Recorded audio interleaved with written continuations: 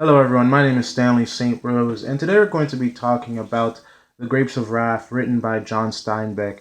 Now, before I go into the summary and analysis of this novel, please remember to leave a like, subscribe, and/or comment so that the channel can continue to grow.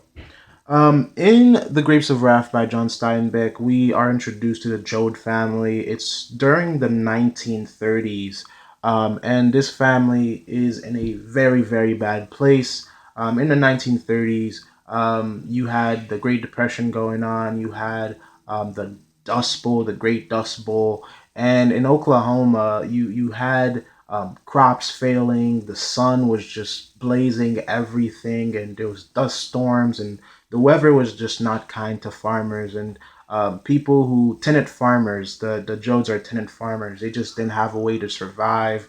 Their crops weren't doing well. There was no water. It was just depressing and abysmal, and they just had no way of surviving. And during the 1930s, we kind of get an account of this family and how they tried to survive and how they tried to make it. We get introduced to Tom Joad.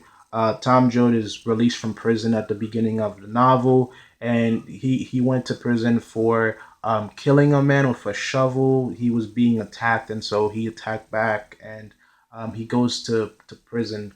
And so at the beginning of the novel, he's newly released. He's going back home, and on his way home, he meets this man by the name of Jim Casey, who's pretty much drinking, and we get to know that he's a preacher, but he wasn't a great preacher because he was preaching about goodness and holiness and God. But at the same time, he was sleeping with the women in his church. And so he's sinning on one hand, and on the other hand, he's preaching about morals and goodness and cleansing yourself of sin.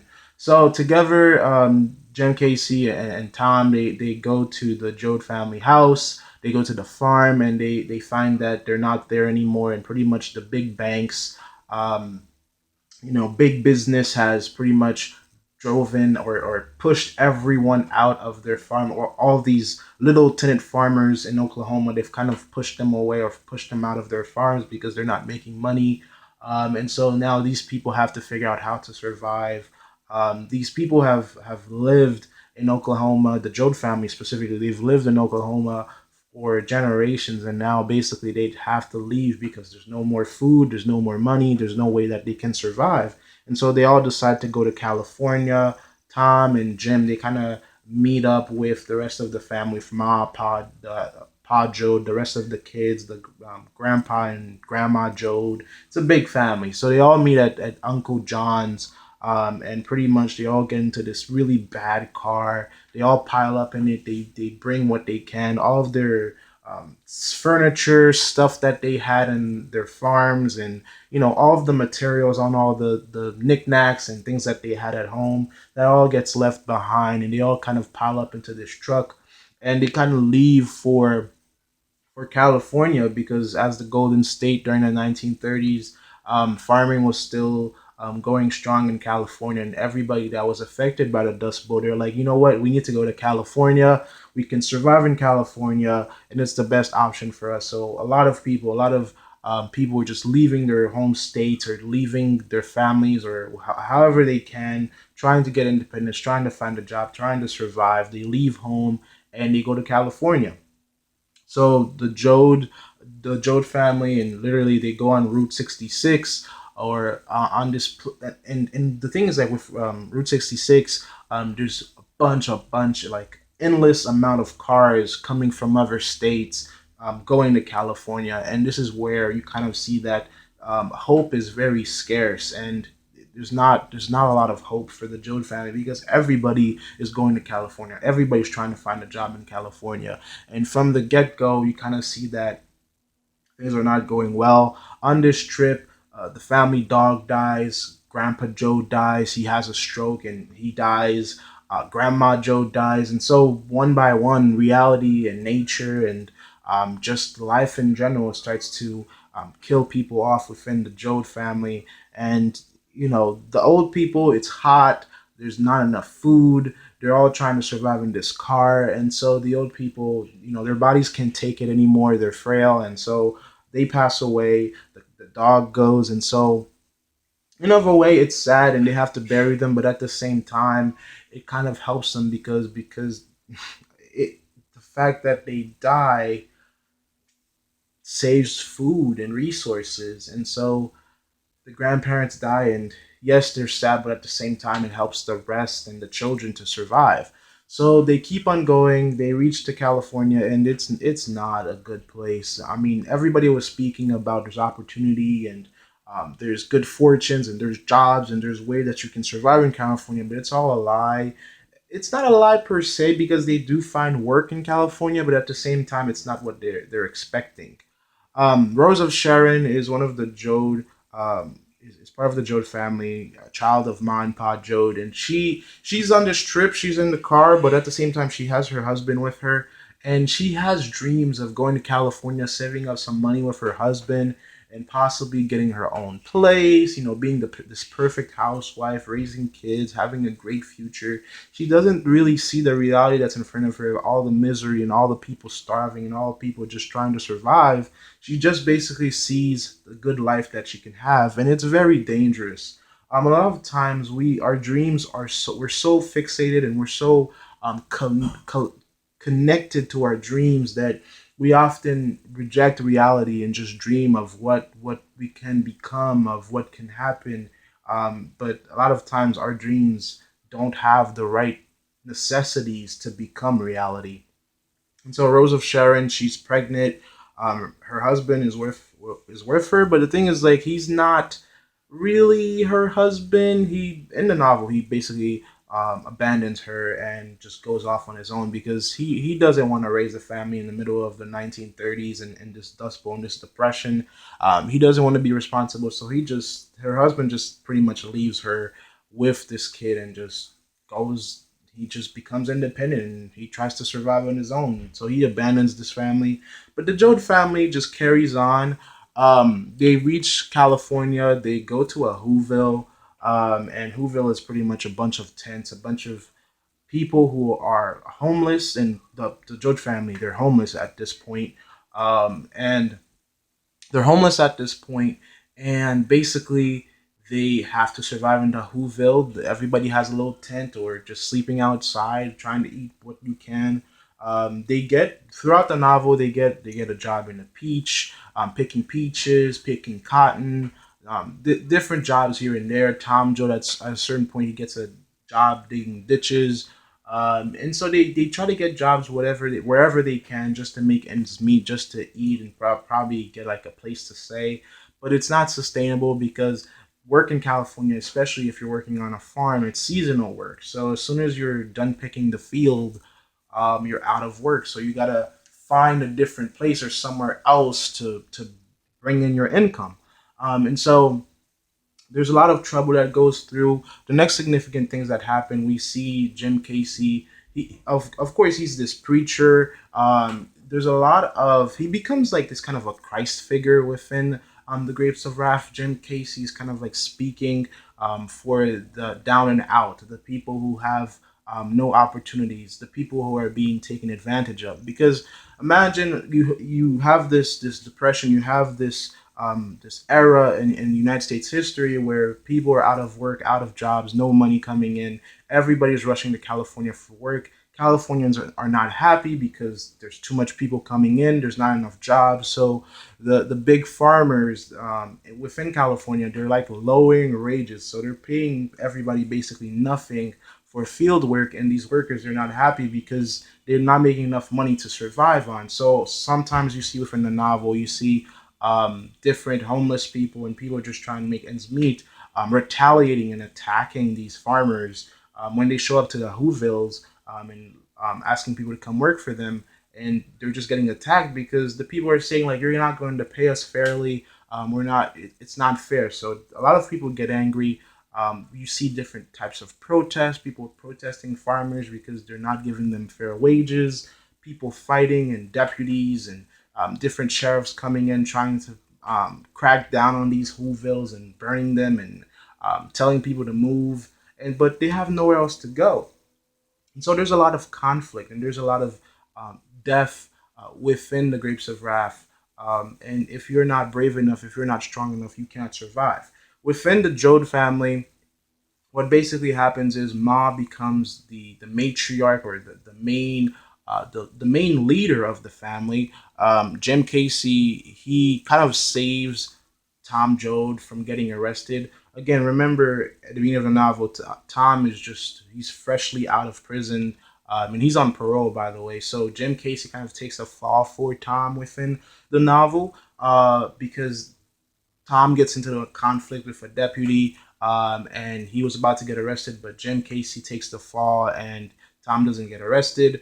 But later in the novel, what happens is Jim Casey dies, and he becomes a martyr, kind of like standing up for people, trying to get people to unify and standing up for themselves and demanding for good wages and demanding for a way for them to live. He dies through an alteration with the police. Tom kind of like he this really upsets him, and he ends up killing someone again. He went to prison for killing someone, and now he kills another person in the novel. So he goes into hiding, and his mom finds him and brings him food here and there. And eventually, his mom gives him money to kind of like figure out a way for himself. And he kind of tells her that he's gonna go do Jim Casey's work and kind of like tell people to unify and to stand up for themselves and make a better way for themselves. Ma and Pa Jode and the rest of the family, Rose of Sharon, they all just try to stick together, try to provide for each other. They go to different camps, and at a certain point, they were going to different camps with Tom too. But at this point, Tom is off on his own. Jim Casey is dead. The grandparents are dead. The dog is dead, and the family is kind of withered down a little bit. And Ma is the only leader left in the Joad family, and she's just trying to keep everybody alive. She's rationing the food.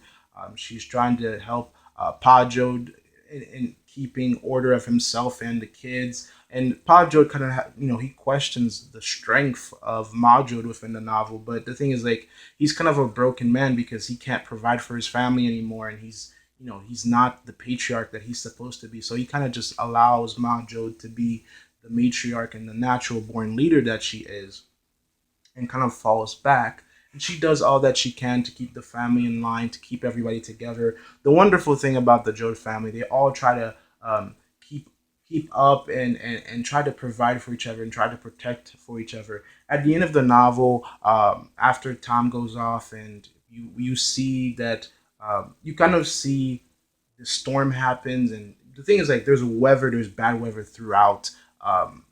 The grapes of wrath. It's either you get the scorching sun burning your crops and burning your livelihood, or you're getting floods and rain and storms because these people are homeless. Most of the people that moved, a lot of the people that moved to California for jobs during the 1930s, a lot of them were living in Whovilles, and a lot of them are homeless. And it's the same thing for the Joad family. There's certain points where they are homeless, and there's certain points where they're not homeless. And at the end of the novel, they basically have nowhere to live. They run into this barn for shelter during the storm, and they find this man that's starving. He's pretty much in the same situation that they're in. He's like, the book doesn't tell us this. We don't get this from Steinbeck, but you can put your 2 cents together and kind of see that he's a man that probably moved from a different state, to California for work, but he couldn't find work, and they find him starving in this barn that they went into for shelter because of the storm. And he's literally about to die. But Rose of Sharon, in the novel, her perspective on life kind of changes because her husband abandoned her. She lost her baby. Her baby didn't make it through birth, and they just basically throw it down the river. Um, and Rose of Sharon kind of breastfeeds this man so that he doesn't die. So she couldn't give her baby life. She couldn't have the perfect life that she wanted with her husband and her child, and probably having that little house with the white picket fence and the nice green lawn that the American dream depicts. She couldn't have that, but at the end of the novel, she kind of gives this poor man who's out on his, he has no luck left. She breastfeeds him and saves his life. Um, and the novel kind of ends like that.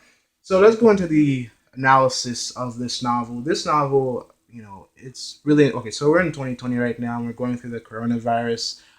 In the same way that you had the Dust Bowl in the 1930s, In the 2020s, we have coronavirus, and worldwide, this is not just in America and in the Dust Bowl and the Great Depression. It's right now in the 2020s of just America and the world. Millions and millions and millions of people are out of work, out of jobs, and you could imagine that people are running all over the world trying to find different types of job that they can to provide for their loved ones and their families. And you could imagine that a lot of people are going through the same things that the Joad family went through. A lot of people are probably losing their apartments. A lot of people are probably being evicted. Some countries have banned evictions, some have not. And there's different things going around the world. People losing jobs, people losing livelihoods. And it's right now everyone's in survival mode, trying to survive, trying to provide for their kids, their loved ones, their wives, their husbands. And so I think the Grapes of Wrath kind of has a connection to what the world is going through right now, because everybody is feeling the wrath of the coronavirus. So the novel kind of it's very interesting because another connection that you can make with the Grapes of Wrath is kind of like how the Joad family doesn't lose their way throughout everything that they go through. They don't become vicious and lash out at people. They try to survive as much as they can. At the beginning of the novel, there was this like turtle that Tom Joad was following home, and this turtle just had this nice path that it was following. It was determined to go wherever it was going to go. In the same way, the Jones family is kind of like this turtle. They're like steadily going forward, trying to find a good place for them to live, for them to work, for them to eat and survive. And Ma Jode, she's the type of woman. She tries to fix what's in front of her. She doesn't think about the future. She doesn't think about what's to come. She tries to fix what's directly in front of her. If she has to feed her kids, she focuses on that. If she has to wash clothes, she focuses on that. Like whatever thing that comes in like a challenge to her family or to her, she focuses on that, and she pushes her husband, her kids to do what needs to get done for them to survive. Even in when they meet the homeless man, or the man that's down his luck in the barn, they see that the best thing to do right now is to find a way for him to survive, a way for him to live. And Rose of Sharon, she did what needed to be done. Rose of Sharon is this 19-year-old girl. She had to make a big decision. It's either let this man die or breastfeed him, and that was, I mean, that's a weird situation to be in. But this family, even though they were going through hardship, even though that life was tough, they still cared about other people. And you could imagine that in the 1930s, this type of family would probably be a Christian family. So you could see them trusting in God and trying to make it out, especially with their connection with Jim Casey, who was known to be a preacher. You could see that this family, they're going to stick together and do right by others and try to make the best of it. And at the end of the novel, they find shelter and they're not dead. So it's not a happy ending. It's not a perfect ending, but they're still alive at the end of the novel, and there's hope for the future. So there's a lot to take like from my own personal perspective. When you're reading this novel, you have to see that no matter what you're going through, no matter how you know the wrath of the world is coming at you, you just got to take it one step at a time and just make it through it. This family faced everything that could be thrown at them, but they still managed to survive. They still managed to stick together, even though that life kind of dwindled their numbers down. So that's the summary analysis that I have for The Grapes of Wrath by John Steinbeck. Please remember to leave a like, subscribe, and or comment, and I'll see you guys in the next video.